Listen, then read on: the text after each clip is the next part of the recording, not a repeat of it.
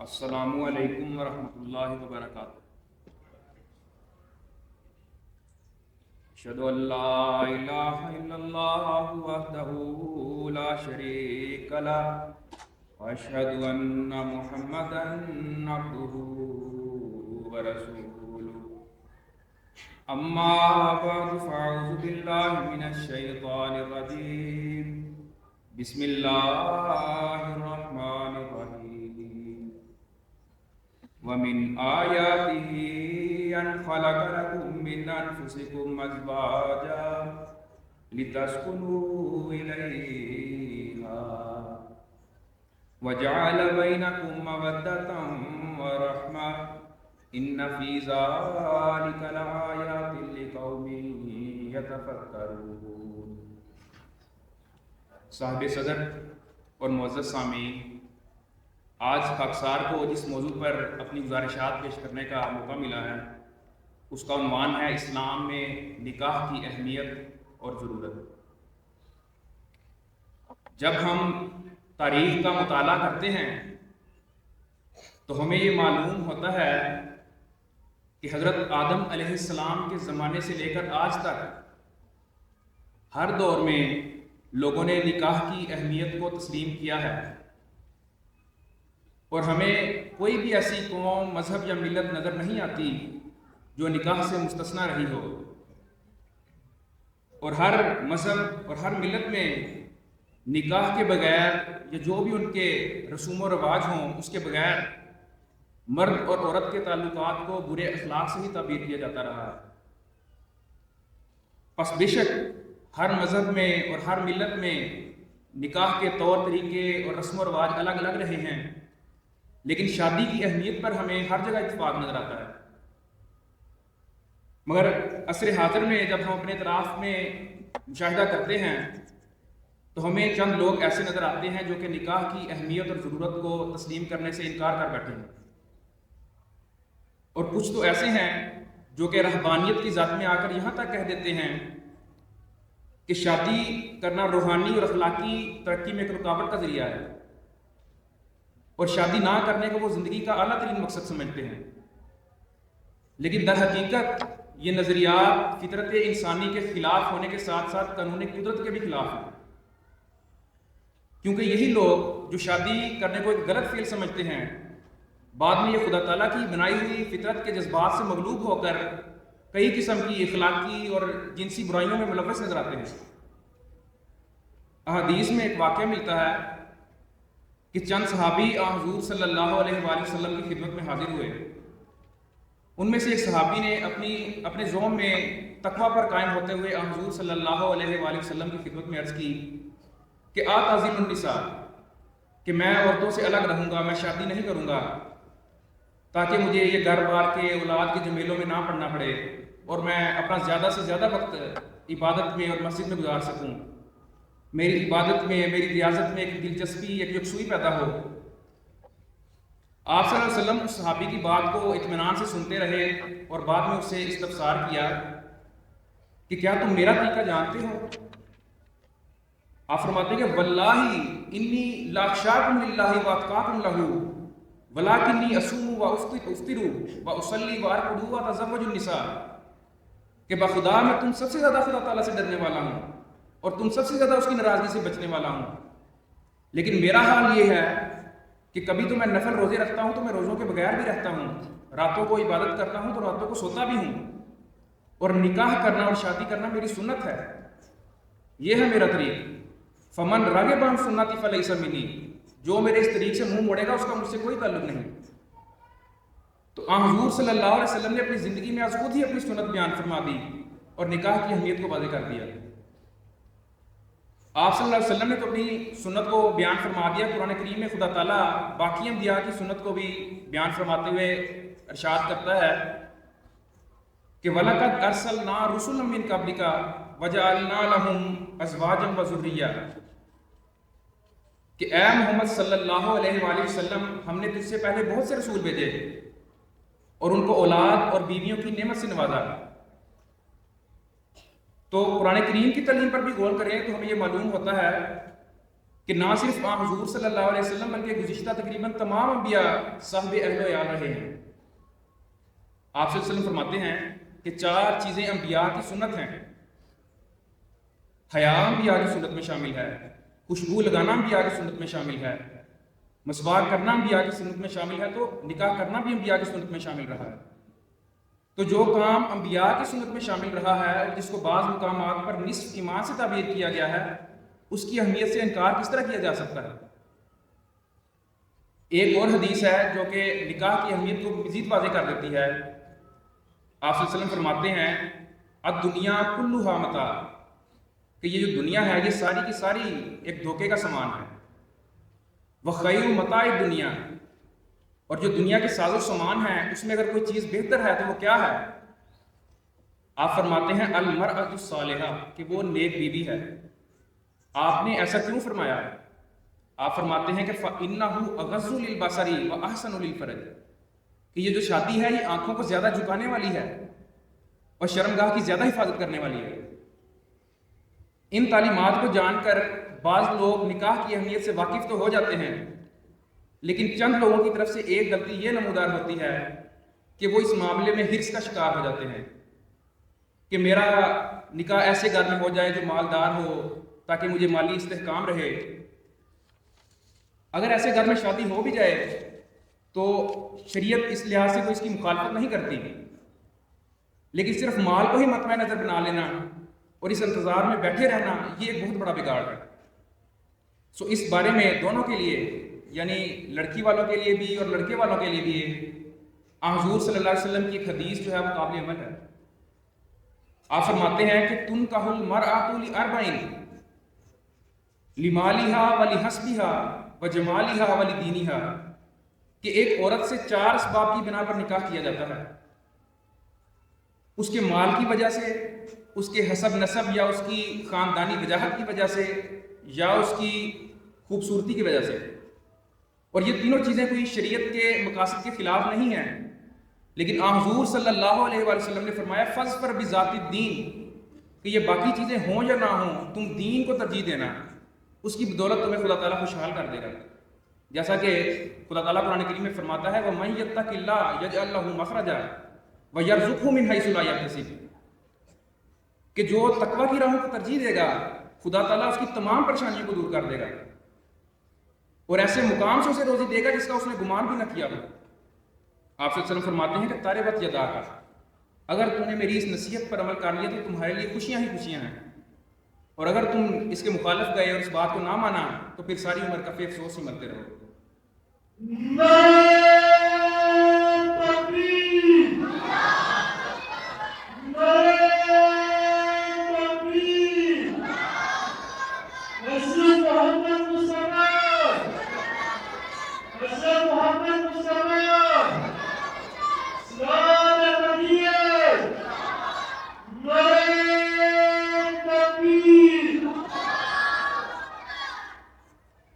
عہد جاہلیت میں بھی اگر دیکھا جائے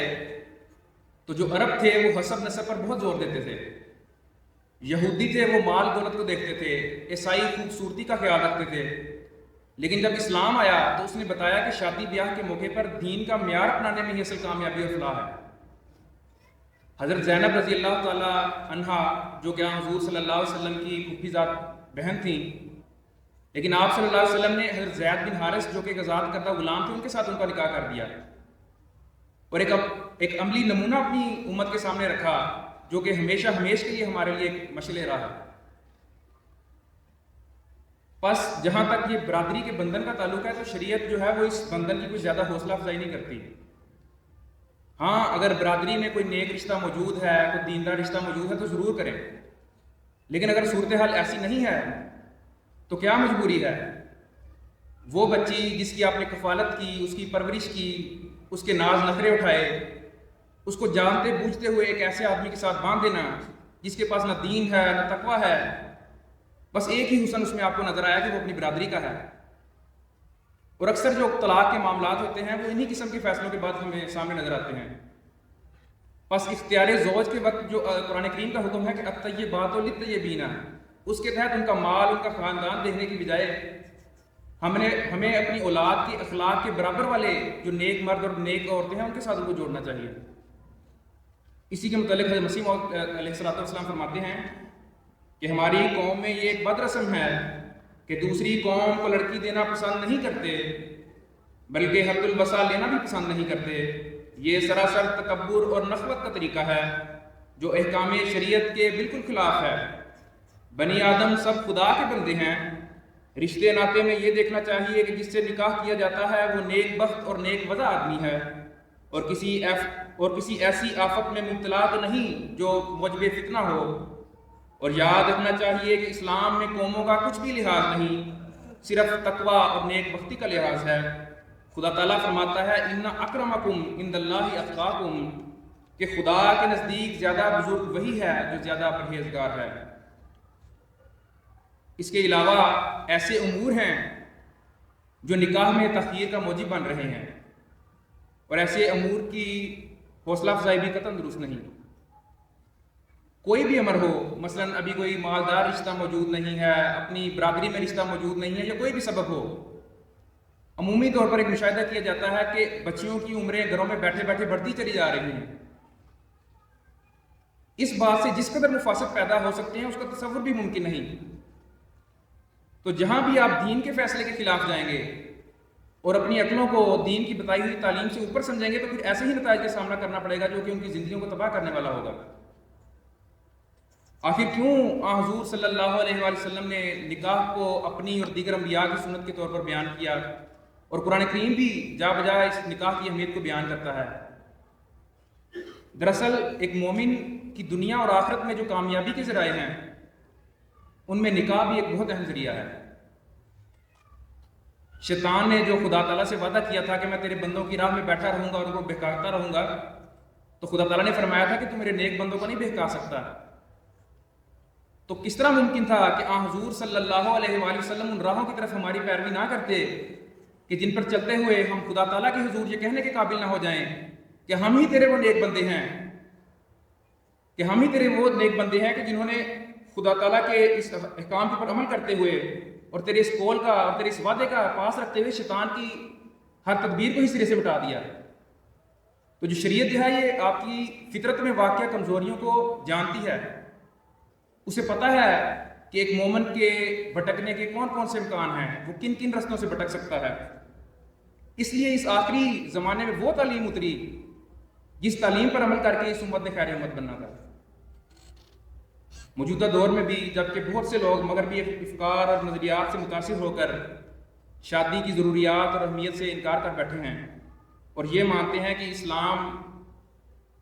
کے علاوہ بھی انسان ہر طرح کی آزادی کا حق رکھتا ہے اور اپنے فطرتی جذبات اور خواہشات کو پورا کرنے کے لیے شادی کی ضرورت نہیں ہے، بلکہ انہیں اپنی شادی کے بغیر ہی اپنے فطری جذبات کو جیسا وہ چاہے ویسا پورا کرنے کا حق ہے۔ اور گرل فرینڈ اور بوائے فرینڈ کا ایسا کلچر بنا دیا ہے کہ وہ سمجھتے ہیں کہ اب طویل عمر تک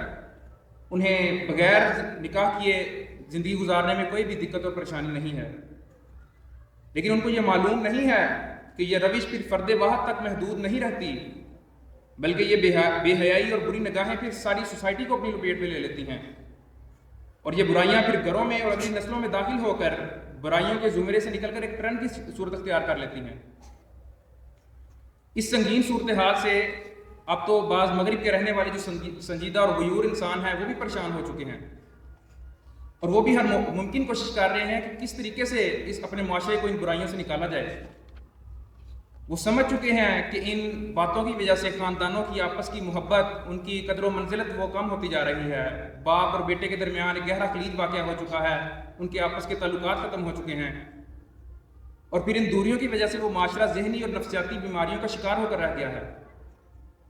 اسی زمرے میں تحفۃ العروس میں حضرت ابن عباس کی ایک حدیث مروی ہے کہ ازدواجی زندگی کا ایک دن غیر شادی شدہ زندگی کے کئی برس کی عبادت سے بہتر ہے۔ دراصل اس حدیث میں استعاراتی رنگ میں اس بات کی طرف اشارہ ہے کہ جب بھی کوئی معاشرہ نکاح کی اہمیت سے انکار کر بیٹھتا ہے تو وہ پھر بے حیائی کی آماج گاہ بن جاتا ہے،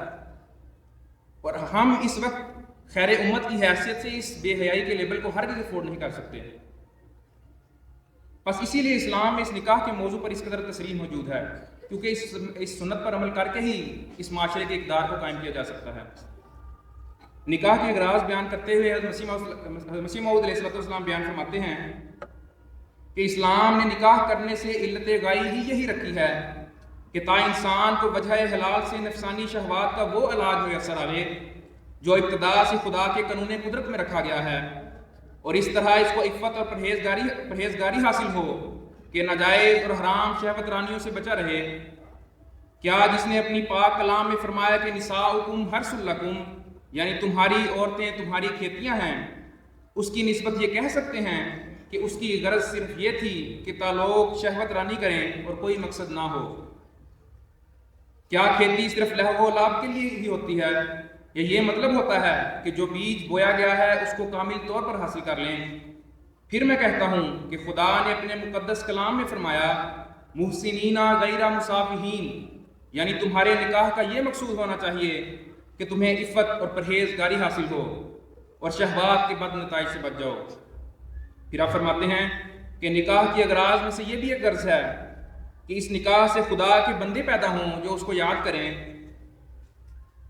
دوسری غرض خدا تعالیٰ نے یہ قرار دی کہ تا مرد اپنی بیوی کے ذریعے سے اور بیوی اپنے خاوند کے ذریعے سے بد نظری اور بد عملی سے محفوظ رہے۔ تیسری غرض یہ بھی قرار دی کہ تا باہم انس ہو کر تنہائی کے رنج سے محفوظ ہو۔ پس نکاح ہی وہ واسطہ ہے جس کے ذریعے سے مرد اور عورت کو ایک ایسے رشتے کا جواز ملتا ہے جس میں سکون کے ساتھ ساتھ وہ دونوں ایک دوسرے کے احساسات اور جذبات کو سمجھنے کا موقع ملتا ہے، اور دونوں ایک دوسرے کے ہمراز ہو کر پیش آنے والے فکری، نفسیاتی اور دنیاوی مسائل کا حل کرنے میں ایک دوسرے کے معاون ہو جاتے ہیں۔ پس نکاح دین اور دنیا کی بے شمار نعمتوں نیز تقرب الہی کے حصول کا ذریعہ ہونے کے ساتھ ساتھ ایک صالح اور مہذب معاشرے کی تشکیل میں بھی کلیدی کردار ادا کرتا ہے۔ موجودہ حضور ایک موقع پر فرماتے ہیں کہ نکاح کے موقع پر چند آیات کا انتخاب جو تقویٰ کا نکاح کے موقع پر جو تقویٰ کی آیات کا انتخاب کیا گیا ہے وہ اس لیے کیا گیا کہ ہمیشہ رشتہ قائم کرتے ہوئے یہ دیکھنا چاہیے کہ صرف دنیاوی مقاصد کے لیے رشتے نہ ہوں، صرف اپنی تسکین اور خواہشات کو پورا کرنے کے لیے رشتے نہ ہوں۔ پس جب بھی دینی حالت کو دیکھ کر رشتے کیے جائیں، پس جب بھی دینی حالت کو دیکھ کر رشتے کیے جائیں گے تو لڑکا اور لڑکی دونوں میں یہ شوق اور روح پیدا ہوگی کہ ہم اپنی دینی معیار کو بلند کریں۔ ظاہر ہے کہ جب لڑکے کی یہ خواہش ہو کہ میری دلہن کا دینی معیار بلند ہو تو وہ خود بھی اس طرف توجہ کرے گا۔ اس لیے نکاح کے خطبے کے موقع پر تقویٰ کو بہت زیادہ اہمیت دی گئی ہے۔ آخر میں دعا ہے کہ آج ہم نے جو خدا تعالیٰ اور اس کے رسول کریم صلی اللہ علیہ وآلہ وسلم کے جو ارشادات سنے ہیں یہ صرف ہماری زبانوں تک ہی محدود نہ رہ جائیں اور ان کا مقام صرف لفظی ہی نہ رہ جائے، بلکہ ہم ان ارشادات کو اپنی روحوں میں اور اپنی سرشتوں میں جذب کرنے والے ہوں اور ہمارے آئندہ آنے والے عمل اس بات کا ثبوت دیں کہ ہم ہی وہ خیر امت ہیں جنہوں نے آخری زمانے میں اترنے والی کامل شریعت پر کامل رنگ میں عمل کیا۔ اللہ تعالیٰ ہمیں اس کی توفیق عطا فرمائے۔